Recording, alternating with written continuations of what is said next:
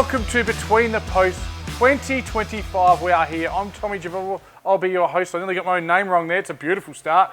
But I'm joined by the man Russian, Woodville West Torrens Premiership player. Welcome, Matt Gale. Thanks very much, Tommy. What a wonderful summer we've had. Yep. Really ready to launch into the 2025 Adelaide Footy League season. It's time for 2025. And of course, I'm back doing Div 1. This year, you're doing a bit of a different division though, aren't you? Yeah, changing up to Div 3 this year. Big Timmy Pillion's going up to Division 2, which is great for him, but lots of football. And as you see with assistant coaches, they don't stay within the same coaching line for too long, so we're moving around. Nice fresh faces there, and we'll just have a look at the rest of them as well.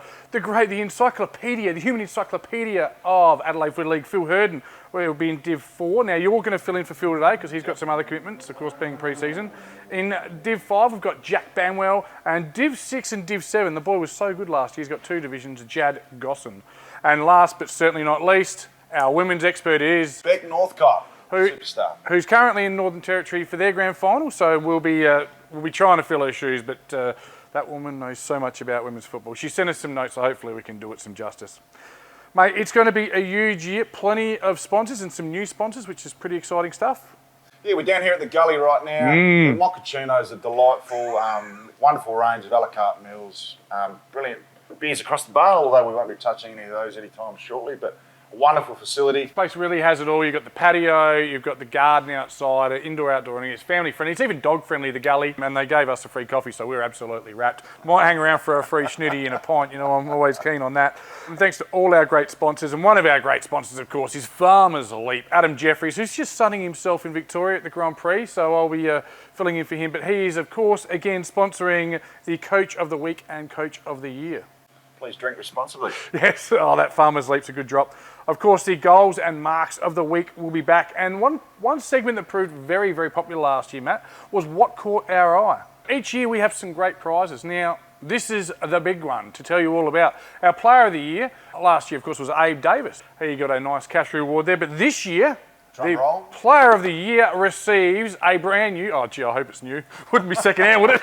a brand new e-bike. How good is that? So there'll be a lot more about that later on. We'll be previewing that, but that's a great prize for our Player of the Year. Mate, it's a big show. We've got plenty of guests. We've got plenty happening. So stay tuned for more Between the Posts.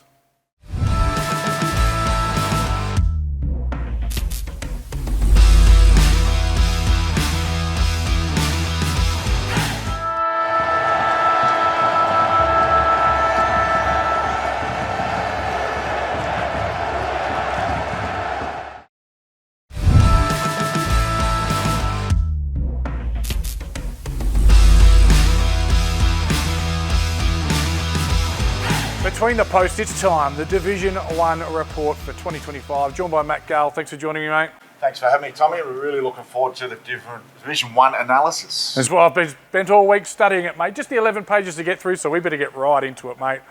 Starting with the ins and outs, please, in Division 1. Yeah, ins and outs for this season. Salisbury North Football Club and the Ross Trevor Old Collegians will join the Division 1 ranks in 2025. And going to Division 2, the Brighton Bombers and the Tea Tree Gully Bombers. Yeah, fantastic. Got some new coaches. Nathan Grimer has departed Glenunga after 4 fabulous years. He has been replaced by Alex Guy, former Athelston coach. The coaches, it's been all the talks, has been PAC, hasn't it, mate? Dan McHenry, the little pocket rocket, will join the coaching ranks as player coach and will be assisted by Tex Walker when he obviously hasn't got any Adelaide Crows commitments. Yeah, and Tex has been taking a lot of the pre-season, so really exciting for those PAC boys. And last but not least, new Broadview coach is Jack Fergus. So I spoke to Jack yesterday. We wish him all the best for the season that will be. Now, what I have done, Matt, and I want to thank all the Div 1 coaches who gave me their time this week. I always tell them it's only going to take 5 minutes, but it took about half an hour each. So, and also a big shout out to my team who support me in Darcy the New Boy, Hugo and Rowett. We've got a lot of graphics to get up here, so we're going to put them up.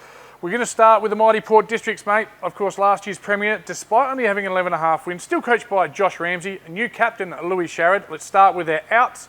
Trent Heffernan, who you know a bit about. Central York Cougars this season, yep. So interesting for him. James Batty off to Balaclava, and Dougie and Lockie Gregg have also departed the club. But more importantly, it's the ins.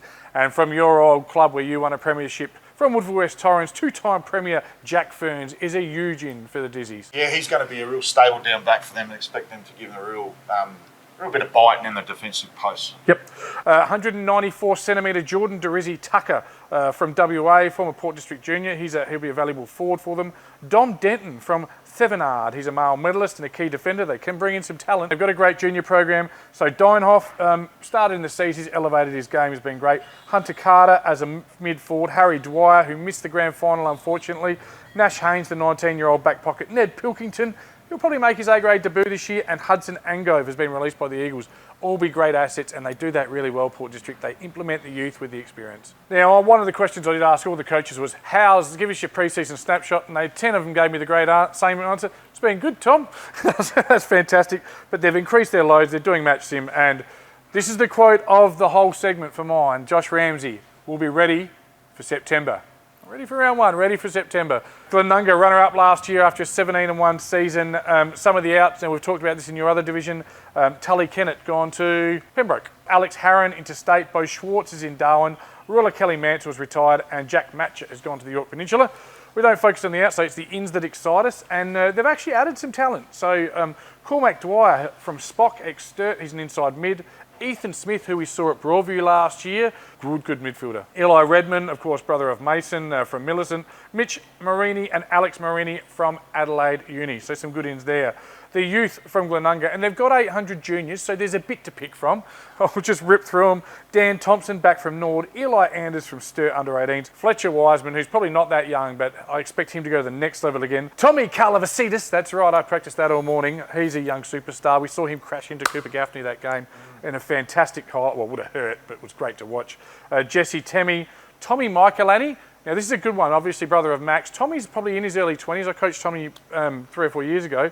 He won the 2K, which is big for him. He's taken his fitness to the next level, ran a 6:10. And Jordan Opperman as well. We expect him to go to the next game. Numbers have been great. 17 guys ran a PB in their 2K, and they're super fit. Let me ask you this, Glenunga, the Grimer factor. Do you see them coming back to the pack a bit? What's your thoughts on Glenunga? I do see them coming back to the pack somewhat. I still see them in the top 5 though. Yeah, okay, it's an interesting one, isn't it? And it's going to be a very tough prediction. Sacred Heart are one of those teams who've just been outstanding up until September and just can't quite get it done in finals time. Alex Collotto will be joined by Anthony Beamans as coach this year. Captain Clayton Simons will be joined by new captain Bo McRae, who's that super talented blonde midfielder who's recovered from a knee injury. Yeah, the Bone Crusher McRae. That's what you call him, isn't it? Yeah, he came back from injury late in the season. He'll be a huge beneficiary of a full pre-season. Expect him to be firing and Bone Crusher back to his best this year. Yeah, could potentially be one of the best players in Division 1. A couple of outs of real note. Seb Carish, Coorong Cats, Cam Rankin is going to Old London Town. So, and the ins, Lockie Peter from Kersbrook is a forward. Ben Maroney from Pinaroo, a forward mid. Hunter Window coming off the Glenelg Premiership from the Tommy Javor Footy Factory. Of course, sister also an AFL player. The Windows are a great family. He'll be huge. Tyson Coe from West Adelaide. Bowen Payne from the Bays. Cam Kill from the Bays. And Brad Agnew, again, another Glenelg Premiership player. They've added some quality to that Sacred Heart list. Looking at the youth, they've got 78% of their list. This is a good stat. 78% of their list are under 24 years old, so the window's well and truly open. Charlie Hilliard is another. He's a blonde winger, really exciting. The coach, what he's done in the pre-season. Elijah Lauby and Luke Dewhurst, son of the great Craig. Expect good things from all those young players. The pre-season, really strong, healthy numbers. Obviously, they've got the 4 teams. Alex Collo reckons there's 10 to 15 more at each training session than maybe last year. Real focus on environment and culture, and all of those first 18 kids, they've got a great first 18 program, want to come back, and the retention is greater than 90%. So you're going to see a very similar list with some probably some touch-ups, Kerrish and ranking out. How do you see their season panning out? Youthful exuberance is going to be key for them. And like I said, they need to really get off that perch of being a bridesmaid and taking it to the next level. I think the opportunity is right now. Worry about themselves rather than other teams. I think they're as good as anyone getting around. Golden Grove, 10-8 last year, finishing 5th. Still coached by Luke Barmby, supported by Scott Peterson. Captain yet to be named as we film this. He didn't want to reveal that one. Out, Todd Shepherd and Nick Preston retired. So no one's actually left the club. And here comes some ins.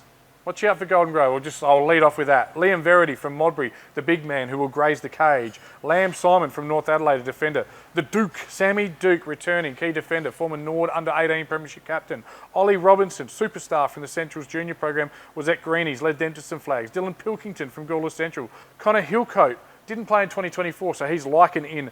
Lenny Pascoe not topping up this year. That's important. It means they've got the big forward. And Wyatt Patterson coming back from a broken leg. What I'm going to talk about Golden Grove right now is the front six. I think this front six stands out to me as the best front six in Adelaide Footy League because you've got the four bigs. You've got up there, you've got Slater, who kicked 40 goals, Verity, you've got Wyatt Patterson, Josh Glenn, Cavallaro, that's on their day, they're going to be just about unstoppable, I think. Let's look at their young talent, and there's plenty of them. Another 600 player junior program, and the two ovals, they just do it beautifully. They transition these kids in. Kane Horskins, a winger forward. Declan Tomney won the B grade medal. They expect him to take the next step. Josh Buck has had a massive pre-season. Josh Dobie, a defender, and Ryan Xanthopoulos. Yeah, okay. The snapshot, again, there's a lot of a muchness when you speak to the coaches, but Kilburn and Harndorf, they're playing him in trials, they're fit. He's loved the pre-season of Slater, Payne, the Cav, and Pitto. Of course, we haven't even mentioned Pitto in the middle there. Pig dog, he goes all right. Golden Grove are my team that I think are going to really move and shake this division in 2025. I agree. PNU, I reckon they probably exceeded expectations last year. They were 9-9 at the end of the season, but ended up finishing third, coached by Jeremy Cheney. New captains this year, Tentacles Tom Wanger and the Mac Daddy Mac Haynes. So I expect those two guys to have an impact in their leadership, which is great. We'll look at the outs first. Blake Dobson has gone to Millicent, Jacob Campbell to Ironbank, Tom Altamore to Macclesfield, but the one that hurts the most, Jed Spence to WA. He was outstanding last year, wasn't he? Yeah, he was, and you could see when he was out of that lineup during the season, they really suffered when he wasn't there. He really went under the radar, I felt, as one of their key on ballers, and he's just a huge accumulator, wonderful distributor of the pill, and he'll be sadly missed. Yeah, let's look at the ends, and the ends are good for Payneham this year. Sam Morris from Nord, Mac Bauer via Border Districts, ex-Nord, Isaac Hewson, he's ex-Nord via Border Districts, was an All-Australian under-18 as well, so great pedigree. Fraser Greaves, I coached Fraser for a season, he was at reserves, he's big boy. Taj Kleinig from Kadina, Max Barilla from North Adelaide, and they've added two other guys who they're saying aren't going to play A grade, but I think if they needed to play a role, they might just squeeze in Matt Brinoli and Mitch Sandry, who are just two fantastic footballers. Their clearance list is huge. They've had some guys walk in the street. It really is a destination club at the moment, Payneham Nord Union. Their young guns, Max and Taj, we've already mentioned. Joey Kristancic, the young forward, who was a brilliant soccer player, and you see that translate to the way he plays forward. Taj Rahui, he's a very impressive wingman, and Max Wagner back from injury. They've got a great mix of young, old recruits, and I think they're going to make their mark. Well-balanced team, looking forward to big things from Payneham Nord Union in 2025. A solid pre-season. They didn't start till February 1st. I found that interesting. Numbers are great. They've got trials against Old Iggies and Athelston. Well, I think they're a top 3 team this year. Yeah, they're one under the radar, probably played above themselves, particularly in the first half of the season. So they're a big watch, recruited heavily. Wonderful things expected from them in 2025, as we mentioned. Prince Alfred College, there's a bit of excitement around this because Ned McHenry's come straight off an AFL list to become a 24-year-old coach. And his assistant coach, have you ever heard of him, Taylor Walker? I've heard of the great Texan. Yeah, he's a wonderful ambassador and a great game. Yeah, and there's probably people that probably say some negative things about that. How can that be anything but outstanding? He's been at every pre-season session he can. He often takes training so Ned can train. And for a young forward or anyone wanting to learn their craft, how good is it to have Tex working with you? I think that's just a great appointment for the club, and well done to him. There was a lot of doom and gloom saying there was a lot of players leaving, but it's not as bad as it. People have been reporting. The outs are Jaden Davis and Tyson Brazel, the forwards, they've gone, and Luke McCauley is travelling. But the ins are good. Ned McHenry from the Crows, Seb Quaney from the Hills, Marcus Pavlich from Sturt, Will Thomas from Sturt. Now, Jack Trengove was meant to be going, but he apparently is going to play. He's training for a marathon, but will probably play home games. That's a huge in. And Craig Pitt was also departing, has been talked into staying. Huge ins there, as well as Mackenzie Darling. So the ins and outs certainly aren't dire trouble for PAC by any stretch. For the young players, and again, they've got 5 teams, but Ollie Wilkins got a big upside, Ollie McGuinness, Hugo Kelly and Josh Garrels. Pre-season was excellent, fitness focused, young group, spread hard. Tech's doing great things, and it's an exciting time for PAC. Still a bit of an unknown. Don't have them in my 5, but they'll be dangerous. All right, next up we got Broadview, who finished 7th last year, 6 and 12. New coach Jack Fergus. They do have a whole bunch of outs, mate, so I am just going to rattle through them quite quickly. Johnny Boris, Imperials, Kobe Russell, Sam Daniele and Dom Patricio to United, Logan McKinley Collins, the Blonde Bomber to Kapunda, Sam Rhodes, Kapunda, Steve Jackson, North Adelaide, Ethan Smith, Glenunga, Noah Wood, Interstate, Gotch and Little retired. That's a lot of quality to cover. It is, and my big question mark next to Broadview, can they stay up? Yeah, I think that's probably a fair question, mate, and a question that some people are asking. Some of the ins that will help that is James Langley, an outstanding key forward from North Adelaide, Marco Rossman from the Bays, PJ Carlin and Josh Costa from North Adelaide, and Logan Malady, a junior who's come through in ruck. They'll all be good ins. Hopefully get the season started right for Broadview. Young players that have been impressive, Jackson Barr, Lewis Saint and Will Reid. Will Reid's a 6'9", 20-year-old ruckman, 7 foot in high heels. He'll be interesting to watch if he can give their on-ballers first use. You just never know. I expect them to certainly be out there having a crack early in the year. And if they can pitch a couple of wins, you just never know. Let's move on to Spock, and there's a bit of excitement about Spock. Coach Mike O'Leary, Captain Ed Allens, supported by James Higgin and Nick McGill. Just the one out at this stage, Cormac Dwight to Glenunga. That's a really good result for a team that finished 8th last year. And of course, again, a good percentage as well. If they had have won the last quarter of the season, they probably would have finished 6th. Well, they would have finished 6th statistically. Let's look at the ins. Jesse McKinnon from Victor, a male medalist. That's a big one. They've got a stack of midfielders that are coming in, and I expect them to fire the belly of their locals faithful. Tommy Rundle from West Adelaide, Scott Bedford from South Adelaide, Henry Nelligan, a Nord Premiership player, and Lucas De Soto. Also, this is a big one. Full-time now, they'll have Henry, Stuart Rattray and Mal Carruthers. They've got them every game this year.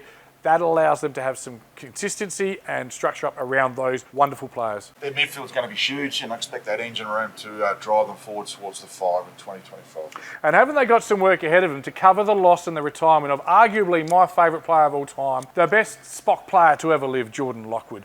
Rest in peace. Oh, he's not dead. Don't have to rest in peace. But rest Jordan Lockwood. You've earned. Sit back, have a beer, cheer the boys on. Well done to Big Lockie. Love you. Young players to watch, and there's plenty, again, from their college system, but Harvey Young, Eddie Weeks, and the returning David Grant will all be good. So Mike and I talk more, not so much about the pre-season, because everyone said it was good and we're training hard, but more about this year. There's a real focus on turning around the close losses, and they've got to start well. Ross Trevor, coach Damien Boots, supported by Adam West. They've been together for 6 years. They're outs. Cam Ball's gone to the RMFL, and Kane Cheney has gone to Border District. So a couple of outs there for the Rocks. But the ins, and I love this one, Xavier Transfer from Nord. He is a star. He's a big body beast transfer. I really thought he might actually make it to the AFL. He's got the big quads. It'll be hard to move off the line of the ball, and he'll bring other players in. Other inclusions include Darcy Best from Nord, Bo Baldwin from Port Adelaide, and Tom McCormick from Sturt. So they've actually been under the radar, snuck in some good ones there at the Rocks. Young players to watch, Finn Wakeland and Damon Stepick. But there's always a pretty good connection between Damien Boots and First 18 coach Scott Uppington. The Rocks First 18 program's been pretty well run by my good friend the Stump.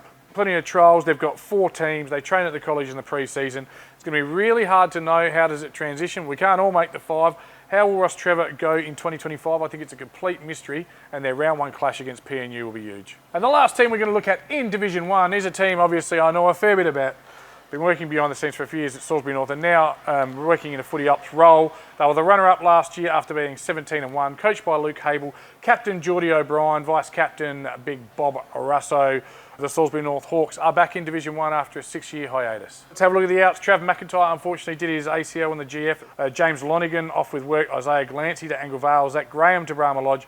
Nick Stokes to Central District Football Club. Dom Parisi to Nord and has survived the cut, so that's a big... Love it when people make the jump and then actually chase the dream. That's what every coach and club should aspire to.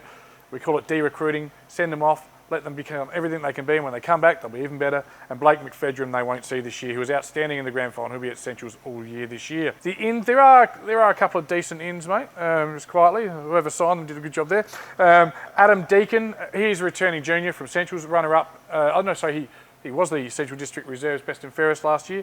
Jamie Jones from Centrals, Tyson Richards also from Centrals. Cal Hay, who has played 77 games as an A-grade player, returns from North Haven, as does Matthew Sharp. Josh Russo, after 3 years off, playing as a semi-professional golfer, but not very well. He's given it up, so he's back. And Brad Hood, a returning junior. It's great to have Hoodie back. The young players that are exciting Luke Harble at the moment, Brock Fenson, Brody McBride, Brody Wagner, and Ant Helbauer, who kicked 7 in a trial, but he was standing me, so it's not that impressive. Could be good. Pre-season, they've trained with a purpose. The group is hungry and looking to improve. Coming up from 2 to 1 again. It's an unknown. I guess the first thing is to consolidate and try and avoid relegation. you never know what can happen. Some of these, there's going to be a lot of 4-point games throughout the season. If we can get a few of those on the board, who knows what can happen. Fantastic, mate. I've done it in every other division, so it'd be rude not to do it now. The final question is your grand final prediction, please. It is very hard to go past Port Districts. Who they're going to play against, that is the $64,000 question. A blanket of teams at this stage for me. So you're just taking Port? I'm going to take Port versus the Field. Okay. Port Districts, yes, with 1,200 games of SANFL and AFL experience. They've got that experience because they're good footballers. They work together, they've galvanised. So for me, the grand final is Port District versus PNU this year. With my Smoky being, I expect them to improve a lot. Golden Grove. Having said that, gee whiz, how do you write off Sacred Heart and Glenunga and a whole bunch of other teams as well? It's going to be why I went the blanket, mate. Yeah, well done. That was bold by you. Make sure that fence post doesn't poke you in the butt. But fantastic nonetheless, Matty. Thanks for watching the Division 1 report. We'll be back every week with more in 2025.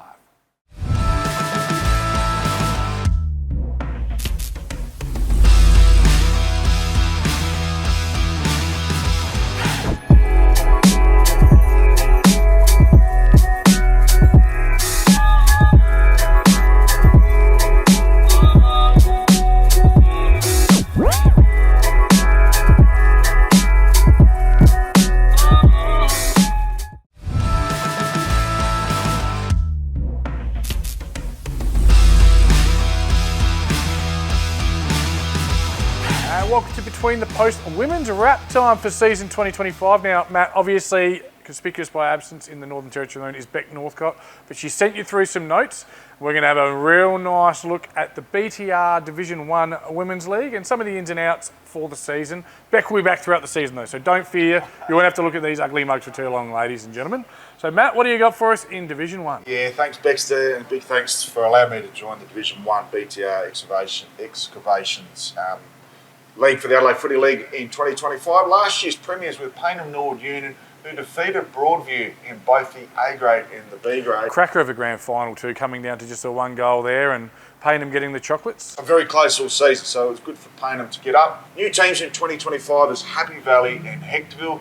The Adelaide Footy League, BTR Excavations Division 1, will include 8 teams in 2025, moving up from 7 teams in 2024. The only team leaving the top perch there is Smosh Westlakes. They didn't win a game last year, which is surprising for a club that's been so strong. Certainly have been. Payneham Nord Union, focused and ready, still have the hunger and looking to go back-to-back in 2025. The 2024 League Best and Fairest, Abby Claby with 25 goals, won the medal for the Division 1 last year. She was best players, 12 out of 14 games, which is remarkable. According to Baxter, a level to go to in 2025. I'm surprised she hasn't gone through some of the SANFL ranks. I reckon, well, I think that's got to be the next step. Of course, Clay's played at Fitzroy and was a Nord Premiership player, I believe, Premiership player. I reckon his daughter's actually going to be better. So. Well, he only played the one game for Fitzroy, so there is... Oh, it was a good one, though. just arcs him. Moving along. So it's been a very solid group. A lot have been together for a very long time, so they're very, very connected. With Gary McIntosh, the legend at the helm, they can't go wrong, and they are the team to beat in 2025, and they will be hunted very heavily. Move along to Broadview. They've had a change in the coaching ranks, and the new women's coach for 2025 is Tanya Leonard. They'd be feeling that grand final loss, which was only 5 points, and they were ever so close. Had premiership success as a club, making their way up the ranks through the divisions, and are keen to prove themselves as a Division 1 club. Been working hard since their pre-season started back in December. Tanya Leonard, football pedigree is amazing. She's been around women's football for a long, long time. Yeah, I believe so. Yes, it is. Moving along to Henley, wonderful ground down there. 3rd season in Division 1. They also have a new coach in Ian Steele. Making the top 4, but yet to make an impact in finals. They'll be looking to take the next step after finishing 2nd on the ladder before the finals commenced, but went out straight sets. Yeah, 9-3 they were last year. They looked a real chance, and they've got a lot of girls connected with the SANFL club, so good program. That's a big talking point, that SANFL Development League, because there is restrictions on the amount of players that can go back into the fold of Adelaide Footy League Division 1. Had a discussion with Gary back to us about this exact same thing I'm not sure if the rules have changed now, but you can come back as long as you haven't played 9 games in the league. So the Development League girls now all come back. Excellent. And I believe as long as you don't play more than 8, you get to play for your local. Well, that's an outstanding initiative, and watch this space and see how that all pans out throughout the season, because that's a real plus. So moving back there to Henley, They've had some consistent performers in Ellie Fixter and Mia Smith. It needs some other girls to step up to the A-grade tier, and the younger players are expected to improve as well. Club Junior, Gemma Charities drafted to Port Adelaide in the off-season, which is just huge. Love to see that, don't you? Yeah, Goodman Saints had the opportunity to go down there and interview some of their coaching staff and players last year. It was their first season in Division 1 last year. After climbing through the division ranks, they've done a really good job with their program. They had a really solid start to the season, claiming some great wins. Had some unfortunate injury struggles mid-season and struggled to bounce back as other teams got stronger off the back of that SANFL season. Still finished fourth and got a taste of finals footy. Expect them to be a contender this season. And now they know what's expected at the top flight. They'll jump up a little bit further. Top talent have all re-signed. And they've also welcomed back to the club junior players, Jess Chai from Westies, who's a huge addition. Wolferville Park have been a real familiar foe in the Division 1 company. Didn't make the finals in 2024 after being the premiers in 2023.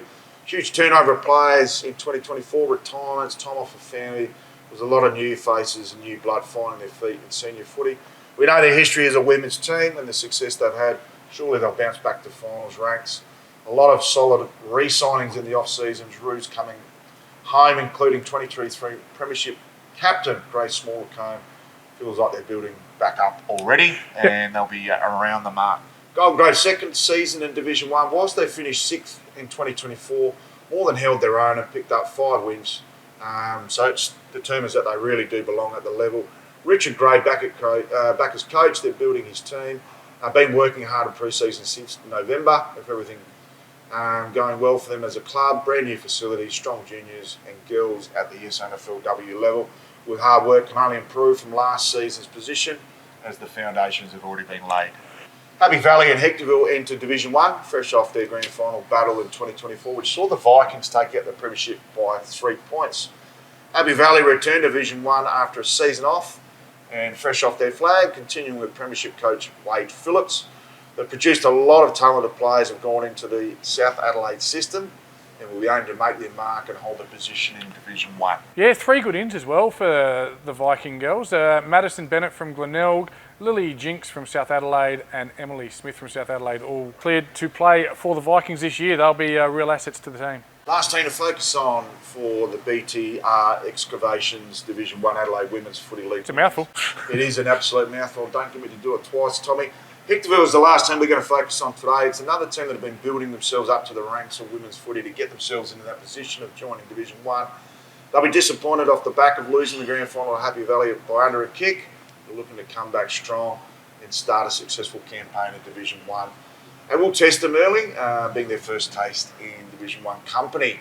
Tommy, 3 new teams joining the women's ranks at various division levels in 2025. Yes. Seton Ramblers. The Ramblers have got a women's team. It's fantastic. The Ramblers are building up nicely, and they're in Division 6. They've been working hard to sign multiple players to build a foundation for their senior side. Yep. This is a really interesting one.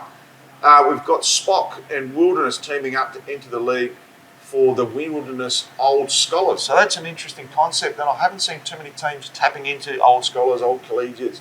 So this is a wonderful initiative, and we wish them all the very best in Division 5 in their first year. I'll get a chance to have a look at that team this year. Can't wait to see how they go. I think and a former club of yours, Tommy, and you've had a few clubs, let's be brutally honest. Glenunga goes wanted man. Division 4, Yep. and they're the final piece in the Rams puzzle. Yep, so I've got a bit of mail on the Rams as well, mate. So speaking to their footy manager as well, they weren't sure what division they would come in, but that's a team that's had a really good grounding. Their junior program has been strong, so it'll be a very young team, a lot of the under-18s girls, and they've worked with people like Courtney Cramey, Chelsea Randall's been sent out there. I know Ange Foley was the coach there for a while. You've got Sarah Aston, who's worked with the girls team. They did have a girls team for a year. They didn't quite get it right the first time. This time round, I expect that Glenunga team, and they've had some girls draft as well through the Glenunga junior program, to probably make a mark straight away in their first year. Just building on what you just said there, the $64,000 question, according to our expert Beck Northcott, can the Rams pick up a flag in their first season? She's asked that question? She's asked the question. Oh, great minds think alike. Yeah, no, I certainly think they'll be around the mark, but at this time of year, we're all undefeated, we're all a chance, as we say, Matty, don't we? Look, mate, that has been fantastic. Has Beck sent through anything else for us? No, that is the full wrap for the Adelaide Footy League Women's Division 1 BTR Excavations League. Let me ask you one closing question. Can Payneham go back-to-back in I think 2021? they certainly can. They will be the team to beat. Broadview, obviously a new coach. I expect Goodwood Saints to be firing when the whips are cracking, as well as Fortville Park. I expect them to bounce back heavily in 2025. I'm expecting Broadview to give it a real shake this year and possibly take it all the way up to Payneham, and maybe when they're only a goal off, so it's not that big a stretch. But looking at their clearances and ins, they've got a lot of girls from North Adelaide, really strong connection with the group. So I think Broadview might actually just upset a few this year and maybe come home as the Division 1 premiers. Thanks for joining us. Now, Beck will be back, thank goodness, with me for each episode of Between the Post, Matt. Thanks for filling in and filling in for Beck. You were outstanding today. Absolutely loved it, and just to last thing before we finish up here today, Tommy, with the Adelaide Women's Footy League Women's particular section. This is the 35th year of women's football in South Australia. We're under the Adelaide Footy League banner, but I do remember coaching North Adelaide women's team to a football grand final premiership in 2000. It was the 10th year of South Australian Women's Footy League. Now we've got 6 divisions. Just quickly, Tommy, back in 2000, we only had 4 teams in South Australia. 4 women's teams. To see us have 6 divisions, 4 new teams this year, 8 in Division 1. This is unbelievable. So well done to everyone that's playing out there this year. Celebrate hard, and we're looking forward to a really rock-solid season amongst our women's ranks. Beautifully said, mate. It's great for our daughters to have a pathway, and hopefully one day we'll get to watch them play at one of the clubs in the Adelaide Footy League. We'll be back with more women's footy next week.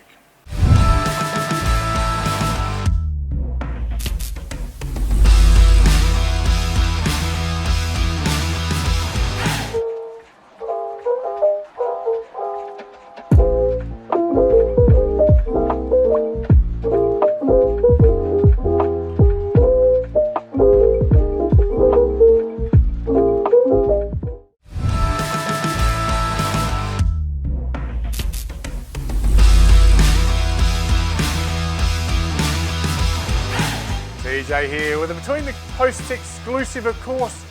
It's back for 2025. It's the Farmers Elite Coach of the Week. Farmers Elite Wines from the beautiful Padthaway wine region is back for its 3rd year with a Coach of the Week award. We know coaching is a tough gig, and it's great to highlight some of the great coaches in our league. We have a weekly prize of a 3-pack of wines from our random shop and pillar box range.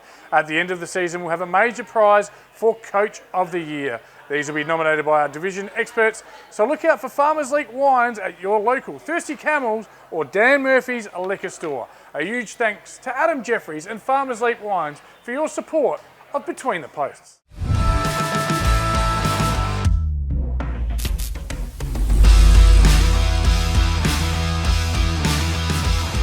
And welcome to Between the Posts for the first time this year. The Division 2 report with our new expert, Tim Pillion. Welcome, my friend. Yeah, thanks, Tommy. Glad to be back and glad to be doing Div 2. And it's a great connection piece. It's logical why you're doing Div 2 this year. Obviously, your son was the captain of Henley last year, won a premiership. So question 1 will be, how was the premiership celebrations? But 2, obviously, it gives you a chance to come up and watch every team across the season. It does. So I'm just going to correct you. I've got 2 sons playing at Henley, so I hope everyone's across that. Therefore, I'll be watching every game throughout the year. It makes sense that I can build a few relationships with clubs and people and get some knowledge around players and coaches and what's happening at the clubs and come back and share that with you. Yep. Off-season celebrations were fantastic, well-deserved, but they've come back stronger and really, really keen to be a part of Div 2. And the jump from 3 to 2 is a significant one. Of course, all our division experts today, we've got a pretty standard format on what we're going to do. We're going to work through 5 questions, mate. And the first one of those is give us the ins and outs of the division. Yep, okay. So obviously from Division 1, the 2 people coming down are Tea Tree Gully and Brighton Bombers. That's a very, very close thing. As you know, there were a couple other sides that were threatened last year to come down, but Tea Tree Gully had the 6th best percentage in Div 1 last year and still came down. So I think they'll be strong. And then coming up from Div 3 were the 2 grand finalists, being Henley and Lockleys, and it'll be good to see how they go this year as well. Yeah, fantastic work there, mate. Next one we want to have a look at is the new coaches in the divisions. Now, this doesn't include the coaches that have come from the other divisions, but brand new coaches. Yeah, look, so I've got all my information at this stage from the websites and from Facebook and Instagram and all that. So these are the 2 that I've found at this stage, correct? So we've got Dwayne Kretschmer coming in to coach Adelaide Uni, who comes from a background of not only playing football at a high level with AFL and Yeah, played at the Swans and might have been at Fitzroy and the Bays. Yeah, I think so. But he's coming off a coaching background of the SANFL juniors at North Adelaide and Glenelg, so I think that's a really good pickup for Adelaide Uni. And the other one is Clint Godwin from Brighton, and Clint has been the junior coordinator at Brighton for the last 4 years. So they've got a bit of a one-club approach there by bringing him through with their juniors as the focus of their club going forward. I think that's also a good appointment because he's going to know what's going on there at Brighton. Yeah, and look, one of the great junior programs in football is the Brighton Junior program. When I was coaching in the Bays Juniors, sometimes I'd have 11, 12 Brighton kids there. And there's names you'd know, Premiership SANFL players you'd know who've come through that program, and AFL players. So good luck to Clint. I'm pretty sure Lucas Campriali came through Brighton as well. Yeah. And his brother. And his brother. Absolutely both. Got to remember both sons. All right, mate, let's have a look now at the recruits and fresh faces. Now, there was over 1,200 clearances put into the league this year. We don't quite have time for all of them, but just some of the key ones that stood out to you, please, mate. Yeah, the key ones that stood out to me are Athelston have picked up some good recruits and players returning, but the two Santillo brothers have come from North Adelaide. Yeah, so of course one of them played league football, one of them a premiership player at Payneham, and on the Athelston, I know you've got some more names there, but jumped out at me when I looked at the clearances, and they do have a women's team as well, so 27, and that reflected when I went and had a look at their training. They had 58 on the track training, so yeah, big things coming for Athelston, mate. Yeah, no, I totally agree with that. I'll just stick to the ones that I'm aware of.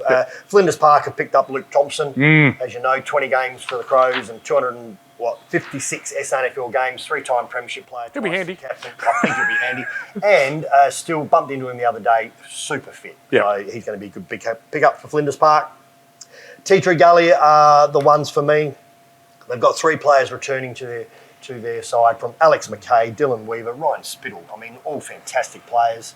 Not quite across where they went last year, but their website is all about the fact they're coming back and welcoming them back this year. So yeah, I'm not sure there's a bigger name, certainly in Adelaide Footy League, than Alex McKay. I think he's a 2-time Div 1 medalist. Yep. He was the former coach. He was on Love Island. He is a superstar, he galvanised him. His brother Zach obviously still plays. And Dylan Weaver is someone I had a chat to in the off-season. We were all in on him. He's a great young footballer. Some could say could still play league footy. And his dad, Mark Weaver, former Tea Tree Gully coach. So I think I'll be outstanding. Well, that is fantastic. I'll keep talking about the footy and you can tell us about what's going on Love Island. And I wasn't on it. All right, so that's it for the recruits at this stage, the big ones that I'm aware of. Henley picked up a couple as well. Yes, they have. Of course they have. I knew you'd try and gloss over that. Again, obviously the really good players speak to a lot of clubs. So Zach Buchner from Centrals, he's a man mountain. He's 6'4", 193, I think that is, and big, strong lad. So he can play key position, but can go on the ball as well. He'll be huge. And Dane McFarlane from the Eagles as well has joined your mob. Yeah, he is coming off a knee from a year ago, but inside mid, he's going to be a very handy pickup. A couple of other players come back as well, but they're the 2 big names. Yeah, no, absolutely. And look, there are plenty of good names scattered through all the teams, and it'll be interesting to see who makes an impact, because at the moment their names on paper, it's very hard. So I'm looking forward to seeing the action. You'll see them firsthand. Mate, games to watch. Let's have a look at those round 1 games, and let's talk about our game of the round. Yeah, so round 1 matchups for me. This is a really even league at the moment, and we'll go through that when we do a bit of a prediction on where people are going to finish. But I'm going to go back to my home ground advantage. I go with the fact that there's 2 sides coming down, 2 sides coming up. There's a lot of grounds that people haven't played on. So I think home ground is an advantage early days, where you've got that familiarity of how to play and all the weather things. So game number 1 is Athelston versus Brighton. So we've got a side that's coming down from Div 1 and a side that finished 3rd, okay, in Div 2. So the home ground advantage for me, Athelston just gets over Brighton. Tea Tree Gully and Iggy's, I think Tea Tree Gully are going to be very strong. Iggy's, as you know, were struggling to hold on, finishing 8th, I think, last year for Div 2. So I think Tea Tree Gully get that done. Goody Saints and Lockleys. Goodwood Saints at home. Lockleys coming up for the first taste ever of Division 2 football. So it'll be a big stretch for them. So I think Goody Saints will be strong there. The Adelaide Uni at home against Modbury. There's 2 sides I think are evenly matched. That'll be very interesting to see where that goes. That's hard to pick, that one. Matty Gale might even say it's harder to pick than a broken nose. It's the real uncertainty about those 2 clubs, where they're going to finish. Going to be interesting to see where round 1 goes. But the game of the round for me, no doubt, is the Flinders Park versus Henley.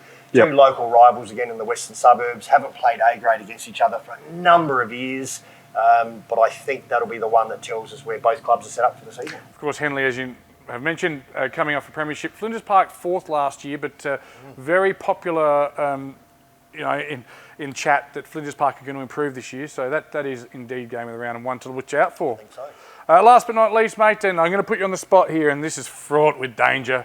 I'm after your grand final tip and your smoky.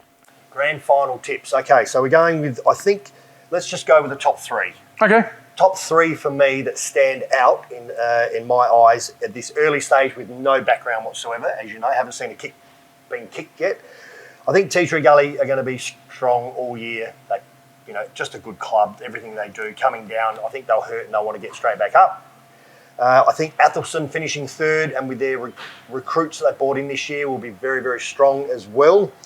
And my top 3, reluctant to say, I think Henley, who have played in Div 2 for the last 5 years, only had the one season down in Div 3 and up they go. So there you go. So they're my top 3.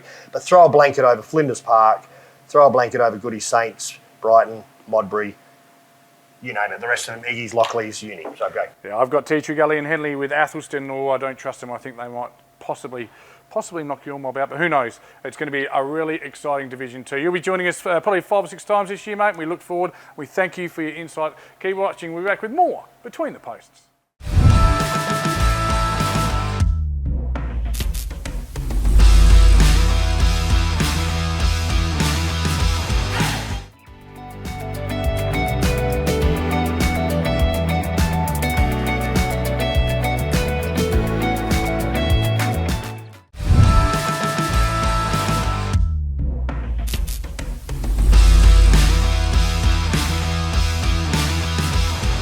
Between the Post Division 3 report. Our expert Matt Gale is here to join us. Let's have a look at this season that will be. Matt Gale, let's start with the ins and outs.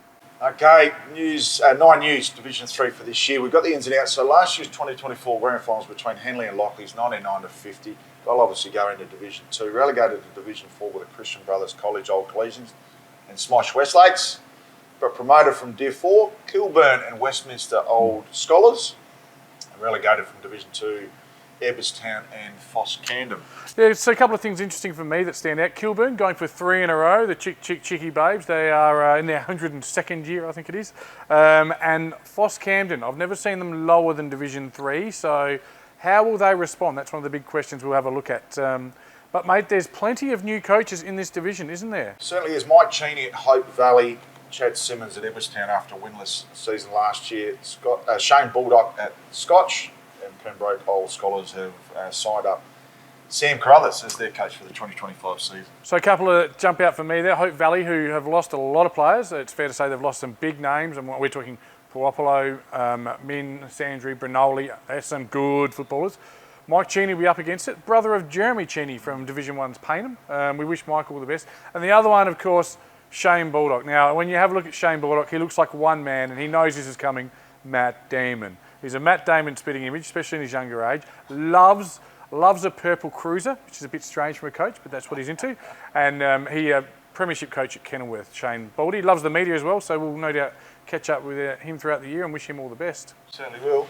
All right, mate, next on our pro forma of what we're following through in all these divisions is the recruits or fresh faces that stand out for you. I've said it in the other divisions. With 1,200 to work through, it's pretty tricky across the 67 teams and, of course, the men's and women's. So 67 clubs, I should say. But anything that stands out for you there, mate? The main one that stands out for me is the Westminster recruitment of Glenelg PAC former star Andrew Bradley. He's a huge inclusion. When you look at the back of how successful they were last year in Division 4, coming into Division 3 ranks, that valuable experience is going to be instrumental for the Westminster Old Scholars this season. Yeah, look, has a young family, of course, son of the great, hello, Dave Bradley. 2019 Glenelg, when they broke the drought there, the 34-year drought, premiership, he still plays. He's not old. He's in the early 30s, did great things. He was one of PAC's most important in their premiership tilts. He will be massive. The one that I really like, mate, that jumps out at me is at Pembroke, Tully Kennett. Now, Tully Kennett was vice-captain at Glenunga, probably the second best midfielder for mine last year. So for him to go from Division 1 to Division 3, I think Tully Kennett will be, he'll be getting leather poisoning regularly. I'd have to look at all the divisions. You're this division expert, but of all the divisions, Matt, This is the one where I had the most trouble, like drilling down and going, right, this is going to happen or that's going to happen. So as we go now into the actual teams in the division, I find it very hard to work out who might make the grand final. I'm of the opinion, and we off-air discussed this, only Mercedes Jets maybe are the team to beat, but who they might play in a grand final and who might be pushing for a grand final is almost anyone's guess at this stage, isn't it? I think this is the massive up in the air league out of the division, out of all the 7 divisions that we're following this year. I think only Mercedes Jets are the clear favourites at this early phase of the season, but what happens underneath them is just remains to be seen. It's a bit of a licorice all sorts for mine. Yeah, it is, and you don't want to just list off every team because that doesn't help anyone. But Kilburn going for 3 in a row will be confident, but I just think they probably can't quite. That third one's hard to win, and that third division up. Prove me wrong, chicks, and I'm sure they'll let me know if they do. I like Pembroke. They were around the mark last year, and with the addition of Kennett and some others, they'll be very good. But for me, it's Foss Camden. Like I said, they had quite a few outs, and Papatonis leaving isn't good, but they've got a lot of ins as well. A lot of people on the clearance list. Are some of those going to be top line? Probably we'll find out, I guess. So yeah, for me, maybe, just maybe, it's only Mercedes and Foss, but you can't really be sure in this division.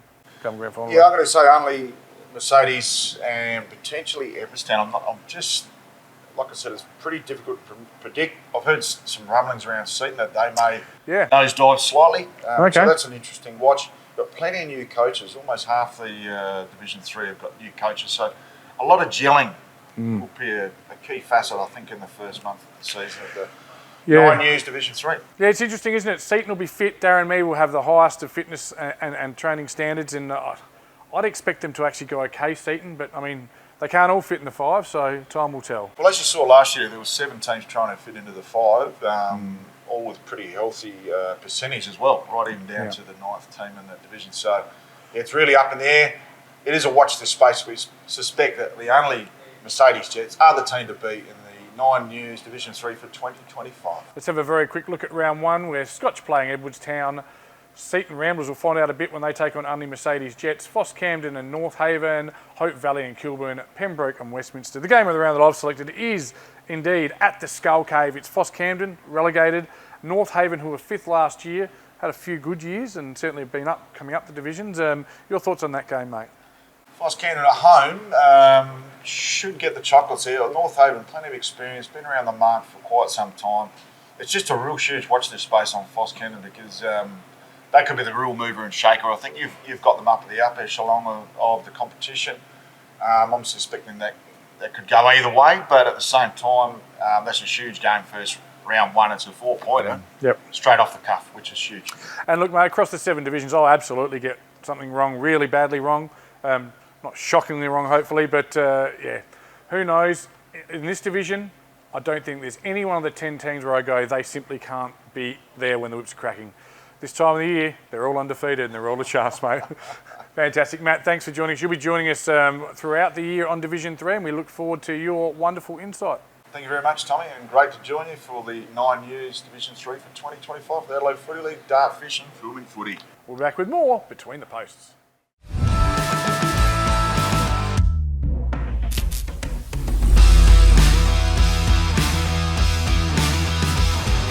Get a quick and easy low-rate car loan from Police Credit Union today.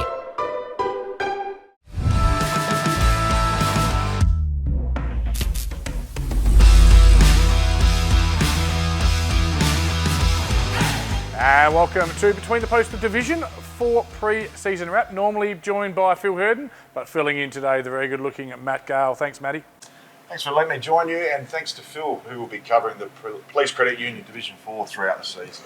Beautifully done. If you've watched the other segments, you might know where we're going to go. We'll start with the ins and outs from the division, who's come up, who's come down, and who's hung around. Mitcham and Colonel Gardens had the fortunate opportunity of calling that game last year. It was Mitcham quite convincingly.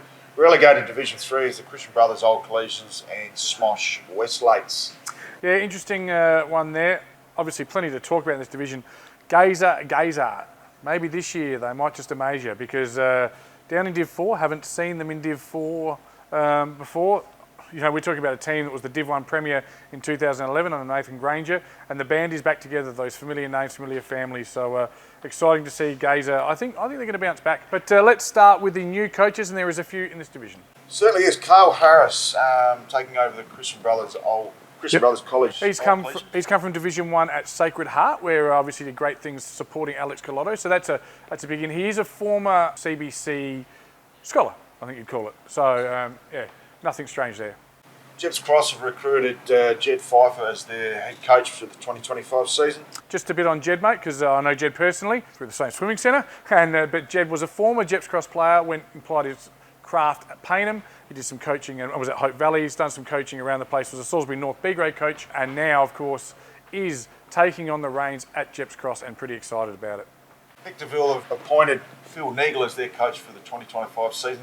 Good appointment. Huge signing. Yeah. I think that's a great appointment for Hectorville. Hickeys will come strong. And Simon Quinn will take the reins at the Plimpton Bulldogs after they went out in straight sets last year. Yeah, they've been a dominant team. The Bulldogs haven't been able to cross that final hurdle, a la Port, a la Sacred Heart, and there's plenty of other examples of it. So, I mean, still, you'd rather be there and give yourself a crack. So, yes, good luck to all those new coaches in this division, mate. Recruits and fresh faces. Always interesting time of year with 1,200 transfers, clearance and permits. We probably won't go through all of them, mate, but just a couple that jump out for you in the mighty Division 4. Yeah, Guy Page is the one that jumps off the page here in Division 4, and that is a huge recruitment there. Yeah. That'll be a huge plus there for the Plimpton Bulldogs, who were the bridesmaids of the last 3 seasons. Interesting, Plimpton with just the 4 clearances, as low a clearance number as you've seen across all teams. But even Mitcham, not that many clearances, and they're the teams I think are going to be really around the mark. The other one, Matty, is Colonel Gardens, who seem to have got a few players from the Premiership-winning Ranella Football Club. But one name that jumps right out at me, and this guy, can he play? He's been a multi-time Australian Gaelic footballer, Australasian Gaelic footballer. That's James Conlon, Jimmy Conlon. He's a superstar. He's come from the Mallee districts, and he will have a big impact on Colonel Gardens in Division 4. Mate, let's have a look at the games this week, and then I'll get you game of the round if I can, please. And the games this week, of course, are Kenilworth and Colonel Gardens at St Mary's, Mitcham and Morphy Park at Price Memorial, Plimpton and Jepps Cross at Plimpton Oval, Smosh West Lakes and Walkerville at St Mick's College, Hectorville Hounds and CBC. But the game of the round for mine, I hope you don't disagree, is Mitcham and Morphy Park. It does jump off the page, the Mitcham Morpheville Park game. Mitcham are going to be a huge threat this year. Lukey Ivan's in charge. I think 8 grand finals as a player and as a coach, finally hoisted a trophy above his head. And I think they'll be right around the mark here, Mitcham, particularly in the Police Credit Union Division 4 this season. Yeah, coming off a premiership, taking on a team that finished 4th, it might tell us a little bit. Obviously, not everything gets unwrapped in round 1, but it's such a big round 1 with that 3-week break before you play again. You want to get one. It's probably the most important round 1 ever because of that big break. It'd be interesting to see what happens with Morpheville Park. Alex Barnes has moved to Kingston in the southeast, and he's a huge hole. Not only his goal kick. How do you replace one player? They don't make a club, but in this essence, in a footy club, he's probably worth 3 or 4 soldiers at ground level. Yeah. I'll be interested to see where they're trying to find their feet and what direction they're going to take. They're expected to drop off the perch a little bit, maybe out of the 5, but Mitcham probably make a statement at home early doors, I'd thought. Yeah, couldn't agree with you more, mate. Tell me this, your final question, sir. Grand final prediction. It is a hard thing to do. And some people who made these predictions last year got caught with their pants down. Not on our show, in other areas. Give us your grand final prediction, mate. My grand final prediction at this stage is Mitcham versus Plimpton. Oh, wow. They're going to go through a rise. I think they'll jump straight through to Division 3 next year, Mitcham. They're one of those clubs that will see a Henley go from Div 3, Div 2 to Division 1. I think Mitcham's in the same boat there, Div 5, Div 4, Div 3, within 3 seasons. Plimpton are the interesting watch for mine. Been a bridesmaid for the past 3 seasons, went out straight sets last year, new coach in, huge watch on them, plenty of quality players, ex-AFL players as well. They're the 2 for me. They really jump off the page. Yeah, I've got Plimpton as well. If they can just arrest that finals drama they've been having, I think they'll be there again. And Mitcham just took all before them, and I expect them to be very, very strong. Before we finish, Tommy, just one big improver. I think is Smosh West Lakes. Recruited heavily. I expect him to improve in the finals in 2025 in Division 4 for the Police Credit Union. It's another division where I don't see a weak link at the moment. It should be very even, and I think Div 4 is going to provide us with a lot of interesting content throughout the year. And I'm sure Phil Herden will dissect it thoroughly as the with an inch of its life. He's brilliant, Phil. We love him. So stay tuned, Div 4 fans. We'll be back throughout the year with more Between the Posts.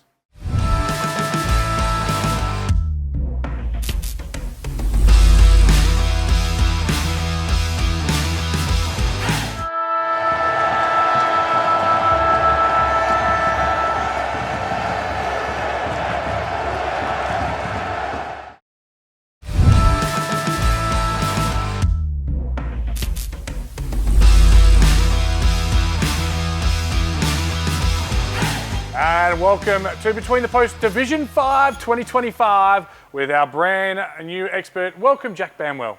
Pleasure to be here, Tommy. No worries. Now, let's be honest, mate. You were Salisbury for 15 years. They're in this division. Are you all about Salisbury or where are we at? Oh, I'm not too sure. I don't have much confidence coming in saying set the house on fire or anything like that, but hopefully they can be competitive and consolidate their spot in Div 5 where they deserve to be. Yeah, fantastic. We've all got soft spots for lots of teams. I'm the same. But, mate, we've got a bit of a pro form we better stick to, otherwise I'll waffle on for days. Ins and outs for the division, please. Ins to Division 5 is Salisbury and Eastern Park. Eastern Park getting the chocolates in the Div 6 Grand Final last year. Paraka and Gazer coming down from Division 4. Going out of Division 5, Blackfriars and West Croydon being relegated. Yeah, beautifully done there, mate. It'll be interesting, isn't it? We need to talk about Salisbury. 19-0 last year till the grand final. It's funny how one grand final can change the dialogue a fair bit, but we'll certainly see, and that's something we're going to discuss in the ins and outs. But let's talk about coaches, mate. Who are the new coaches in Division 5? We've got a fair few new coaches this year in Division 5. From Marion, Sean Bazan, Greenacres, Jack Brink, Matt Downey at Gazer, Mick Kilsby at Woody South, and Paul Hankinson at Trinity. So congrats to all the new coaches in Division 5. Yeah, of course, Matt Downey, a former Gazer player. I'm not sure if he was part of the 2011 Premiership, but he certainly played there for about a decade. We're going to touch a little bit more on Gazer in just a little bit because some exciting things happening out on North East Road, Clemsic. But let's look at the recruits or fresh faces, mate. You've done a lot of work. I really must commend you on your preparation here. I've got the list of 1,200, but you've got them all there in their teams. Let me have it. Marion, one key in for them. They didn't recruit too heavily. Harry Westhoff from Taylor Ben, big versatile man with great jukes, should fit in nicely to that young team. Eastern Park, they've gone out and recruited the farm by the looks of it. Names like Sean He, Joel Holloway and Stephen Wellington. Yeah, I've got a couple more as well. Ari Rigney from Ingle Farm. Adam Varco has come from Angle Vale. I watched Adam Varco kick 6 last year in a game. He might be 37, but he still goes. But the two names you set up top, Sean He, Div 6 medalist last year, but Joel Holloway, here's my first idiotic statement for the year. Joel Holloway will win the Div 5 medal. That kid has already won 3 best and fairest at age 21. Superstar. Probably could be playing league footy if that was the path he went down. He wants to play local footy, which is great for the Adelaide Footy League because that kid is a jet. Down at Pulteney, they've recruited a few people from outside of the Adelaide Footy League, so we're not too familiar with them. But Tyson Pratt, Connor Lidstone and Alex Taverner, they should be some handy ins for a young Pulteney team. Yeah, Darcy Bryan as well might make a bit of an impact. Who's next, mate? Down at Portland, they've recruited just a couple of players to fill some key holes. Bryce Sellen across from Woodville South, so that's a good get from across the division, and Billy Jackson from North Haven. Yes, Portland, they need to find a way to arrest what's been a tricky couple of years, so hopefully they can find their feet this year. Down at Gazer, well, they've gone and recruited the farm ends. They only had about 20-odd players to choose from last year with all the troubles that they went through. Now they've got over 60 to 70 out on the track, so positive signs down at Gazer coming into 2025. Positive signs and understatement, Jackie boy. Now, Gazer, I tell you what, there's excitement. I don't drink that much, but when I do drink, I drink Kirin Hayaketsu and I buy it from my local bottle vendor, and he actually plays at Gazer. And he's just so excited when he talks to me. 58 on the track the other night when they were there. As you said, 60 plus sometimes. But some of those names, Matt Downey we've talked about, Nathan Merritt, son of the great Paul Merritt, Div 1 medalist, and a gentleman who's sitting in the square, probably will do some pretty good things. Chris Laddams, former Adelaide Crow, will be outstanding. But they've got that critical mass back and they're going to have some depth now. And all those familiar names, those family names, Ellis Birchall Hulse, you got the Merritts back, your Laddams, these Gazer families that have been around forever, they've all rejoined the Eagles after what was an incredibly tough couple of years.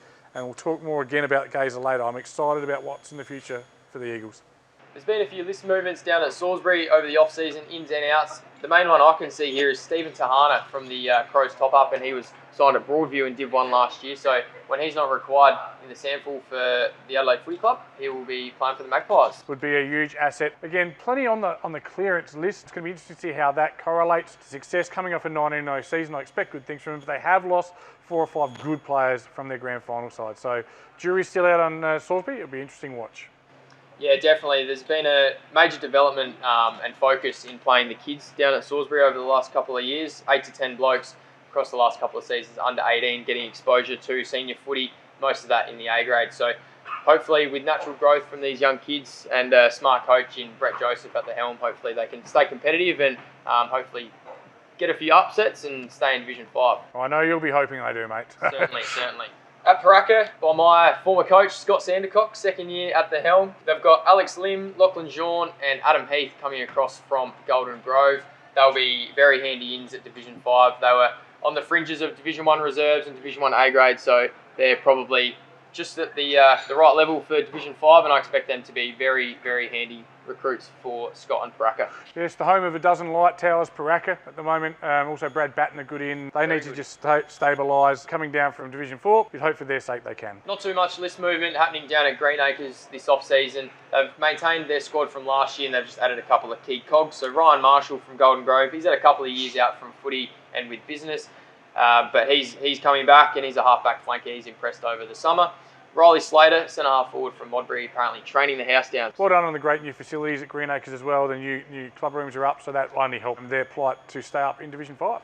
Down at Woody South this year, they've got a few ins. Brian Gill from South Adelaide Reserves. Fraser Gehrig, not the Fraser Gehrig. Not the G-Train, G-Train.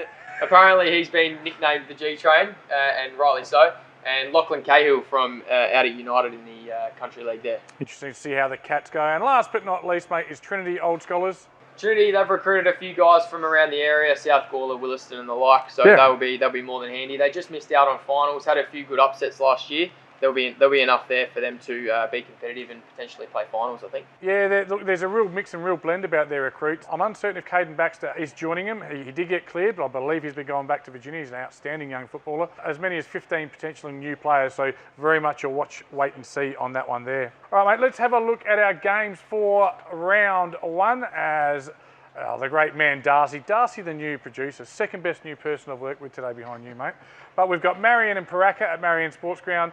Your boys Salisbury against Portland at Salisbury Oval. Pulteney and Woody South at Park 20, Morgan Oval of course. Eastern Park and Trinity in a bit of a derby there. But my game of the round, mate, I hope you don't mind me saying, is Gazer, who are relegated against Greenacres, who are fourth at Clemsic Reserve. Tell us your thoughts on that game, please, mate. Gazer and Greenacres, that should be an absolute cracker down there at Clemsic Reserve. Gazer's first game in Division 4 and Greenacres looking to impose themselves on the division and ensuring that they stay in the 5 should be an absolute cracker. Yes, it will, mate. It's tough to pick. Gazer, is it hype? Is it hope? What is it? We'll find out a little bit because Greenies have been good for the last 3 years. Coming from 7, winning 7 and 6, coming into 5 or getting promoted each time, and then 4th. They've had a good 3 years. I actually like Gazer in that one. Now, this is the tough one, mate. This is where you earn your money. I'm looking for your grand final prediction and your smoky, please. Grand final prediction, Marion. I think they'll be super strong. And this could be a bit of a smoky, but maybe not a surprise to many as well. Eastern Park, they obviously played 9 games at home on that paddock, that small paddock over there at Elizabeth. It's very tough to play. Opposition teams hate going there. So I think they'll be in the grand final as well.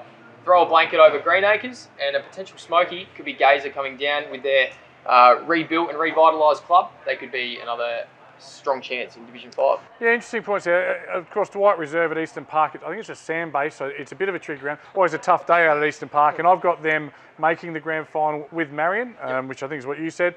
We didn't confer on that, so that's interesting to note. My smoky is Gazer.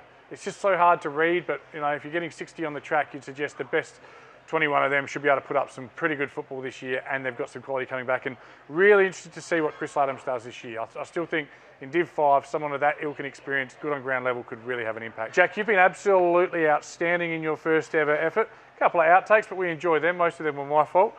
You'll be back several times throughout the year, mate. Thank you very much for joining Between the Posts in 2025. Not a problem. Look forward to it. Thanks for joining us.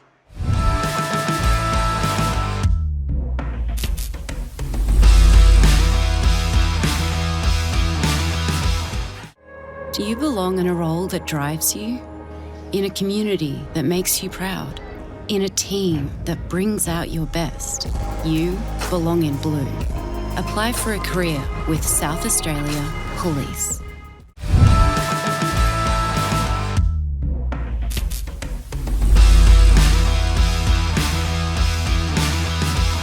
And Between the Posts Div 6 time, he's back.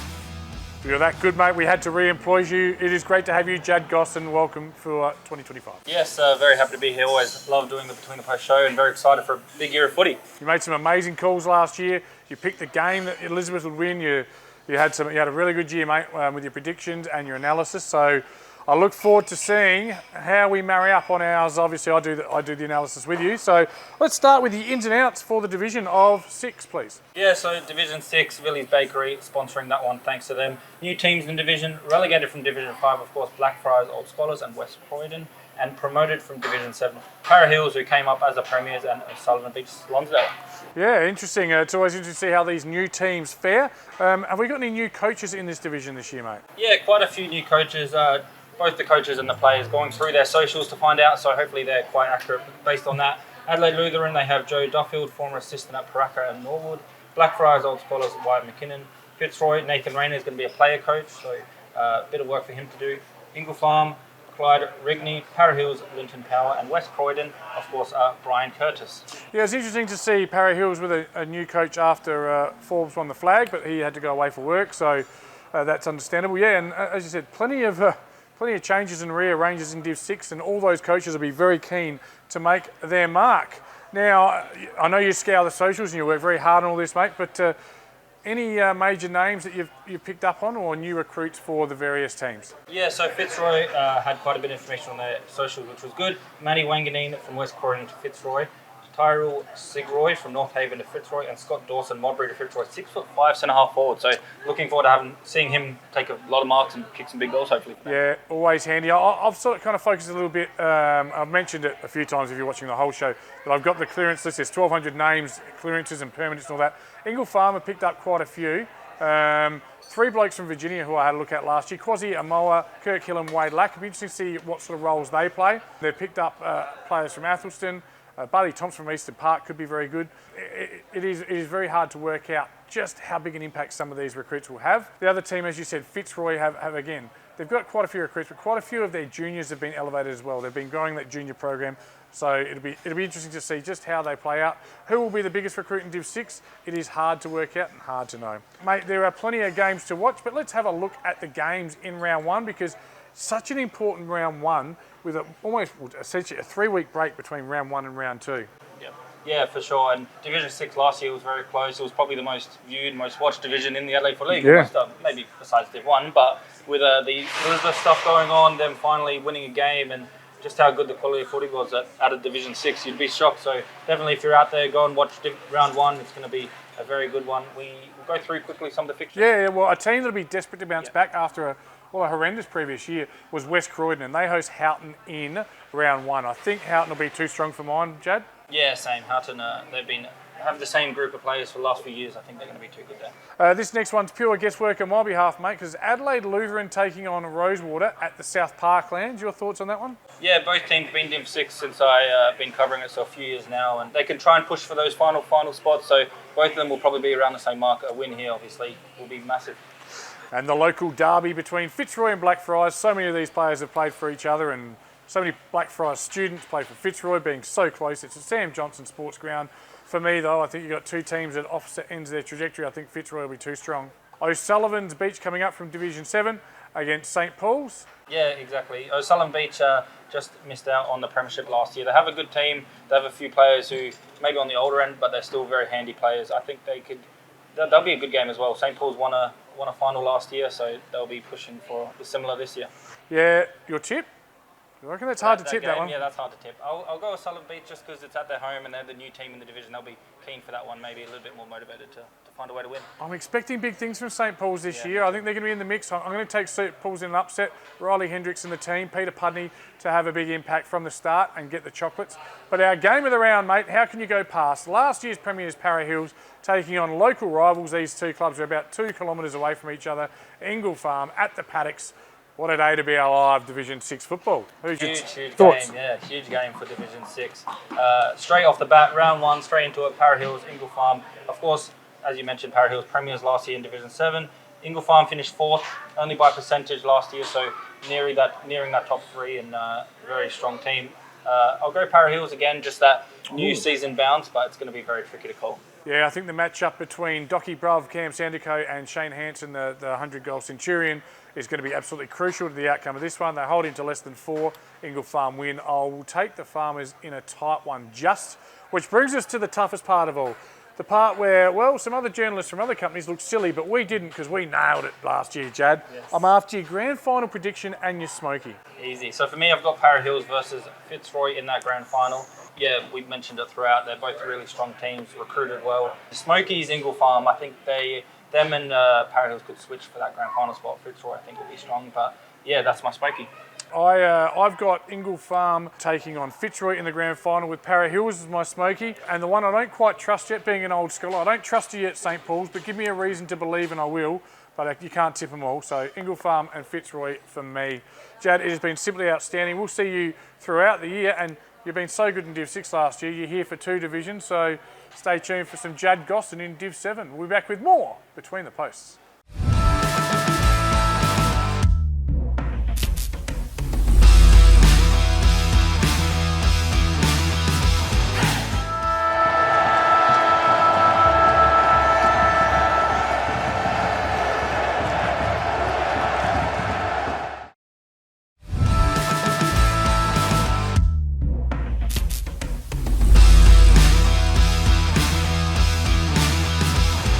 And welcome to Between the Posts. It's Division 7 report time with our new analyst, our new expert, Jad Gosson. Welcome, mate. Yes, keen to start doing Division 7 as well. Division 6 has been very fun the last few years, so why not go down and do Division 7 as well? Very interesting league and good quality football for Division 7. I've always watched it and it's good. Yep. That's where the passion is in Div 7. They love it down there. And some of our most viewed Mark of the Year was from Div 7 last year.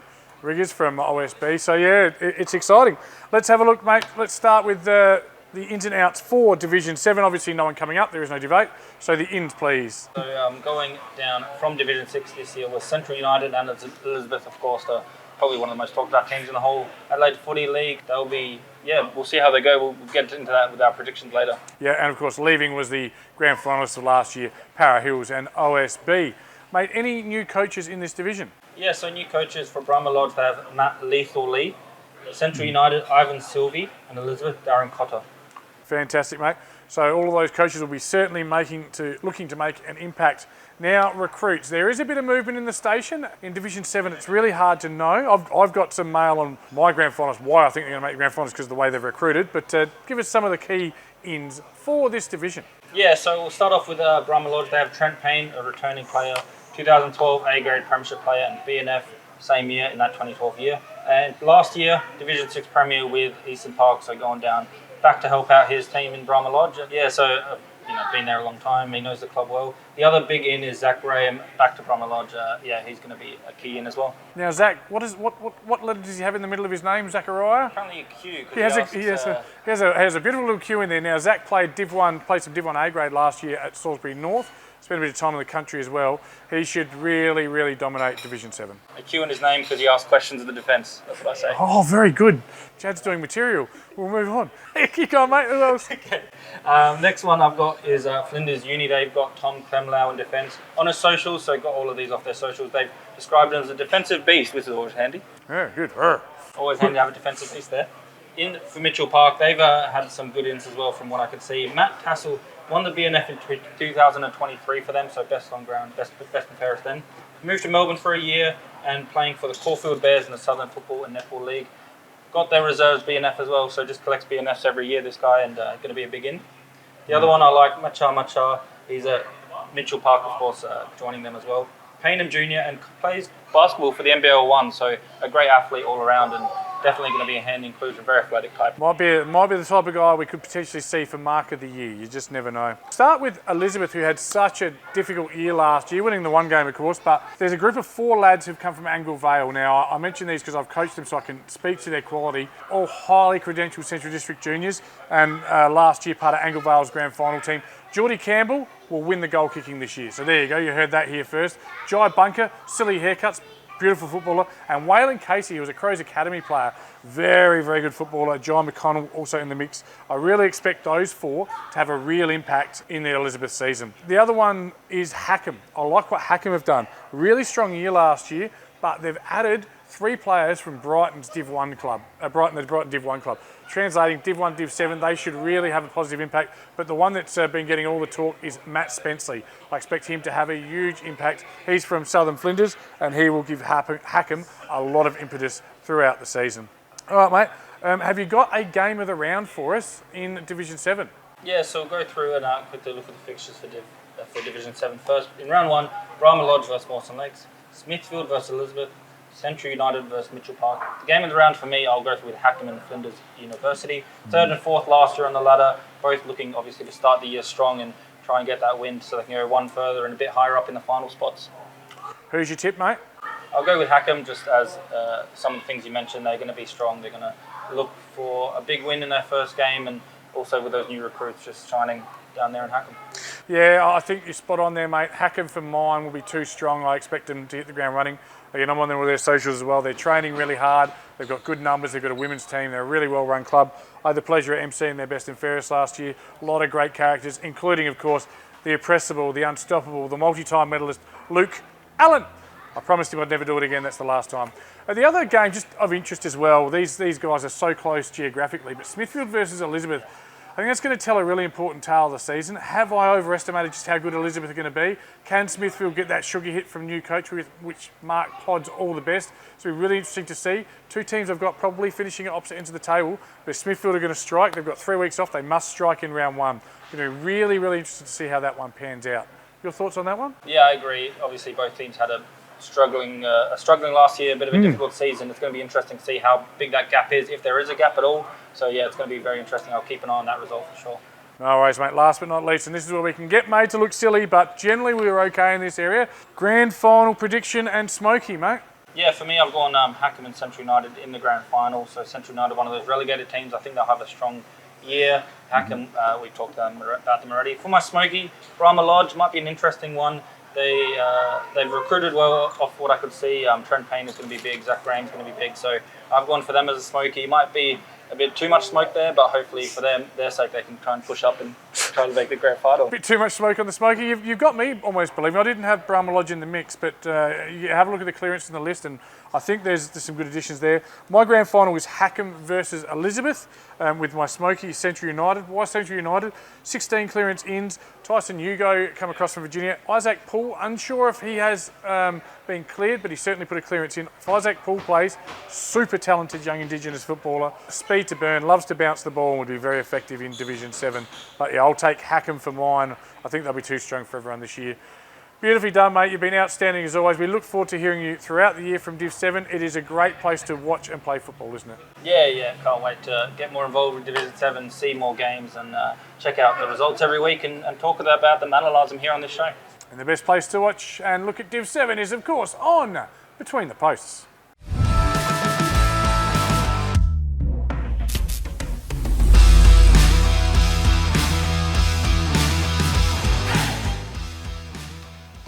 TJ here on location at our sponsor, the Gully Hotel, about to have some sponsored product, the Kirin Hayaketsu. Give that a bash, it's a beauty. But I'm here to tell you about something very special happening this year. It is, of course, the Born to Build Goals and Marks of the Week. The prizes are even bigger in 2025, so make sure you check us out every week on Between the Posts.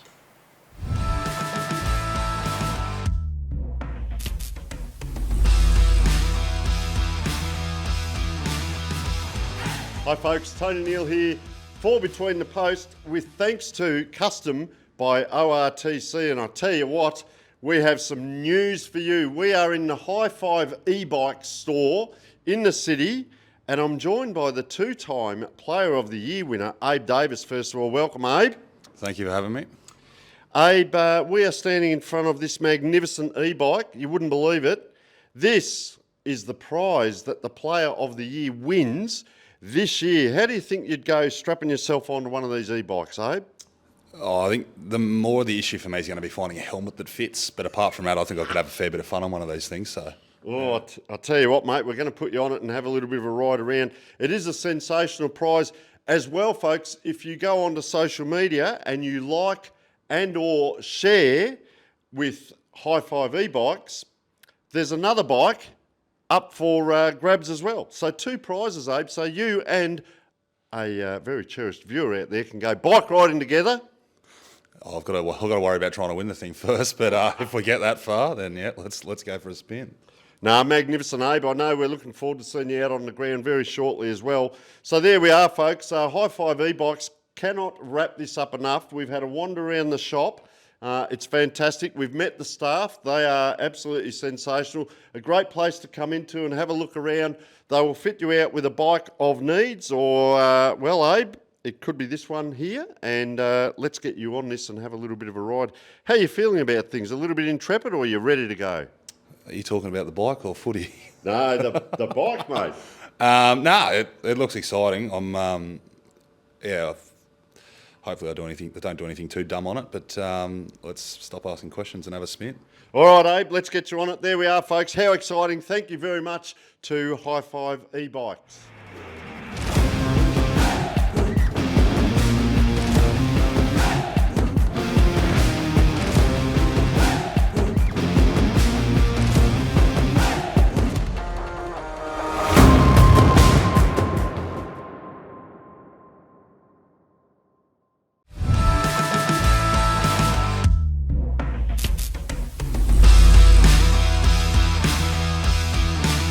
And this brings us to the end of our first edition of Between the Posts for 2025. It is always a huge one, the first one, because there's so much to unpack, unwrap, ins and outs. But Matty, have you had fun?